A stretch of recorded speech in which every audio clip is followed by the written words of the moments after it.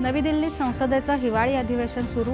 या अधिवेशनात वक्फ दुरुस्ती विधेयकासह 16 महत्त्वाची विधेयकं मांडण्याचं नियोजन।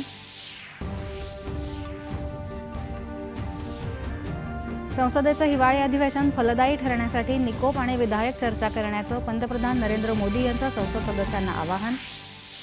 राजकीय स्वार्थासाठी संसदेच्या कामात अडथळा आणत जनभावनेचा अनादर करणाऱ्या विरोधकांवर पंतप्रधानांची टीका। योग्य संसदीय वर्तनाची अपेक्षा व्यक्त। संसद सदस्यांनी सकारात्मक आणि विधायक चर्चेमध्ये सहभाग होत संसदेची प्रतिष्ठा राखण्याच्या दृष्टीने संसदीय शिष्टाचारांचं पालन करावं। लोकसभा अध्यक्ष ओम बिर्ला। राज्यात सत्ता स्थापनेच्या हालचाली सुरू। शिवसेनेच्या विधिमंडळ पक्षनेतेपदी एकनाथ शिंदे यांची तर राष्ट्रवादी काँग्रेसच्या गटनेतेपदी अजित पवार यांची एकमुखानं निवड। भाजपा विधिमंडळ पक्षाच्या आज होणाऱ्या बैठकीत विधिमंडळ पक्षनेत्याची निवड होणार। मुख्यमंत्रीपदाचा चेहराही आजच जाहीर होण्याची शक्यता।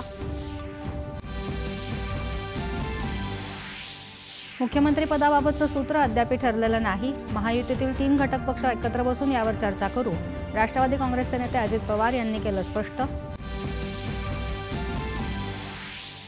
नागपुरात अखिल भारतीय अनुसूचित जाती जमाती रेल्वे कर्मचाऱ्यांचा राष्ट्रीय मेळाव्यात रेल्वेमंत्री अश्विनी वैष्णव यांचं मार्गदर्शन। अनुसूचित जाती जमातींचा सन्मान करण्यासाठी कटिबद्ध असल्याची दिली ग्वाही। आणि बॉर्डर गावस्कर चषक मालिकेत भारतानं दिलेल्या 534 धावांच्या आव्हानाचा पाठलाग करताना ऑस्ट्रेलियाची पडझड। भारत विजयाच्या उंबरठ्यावर। नमस्कार, एकच्या बातमीपत्रात मी जाई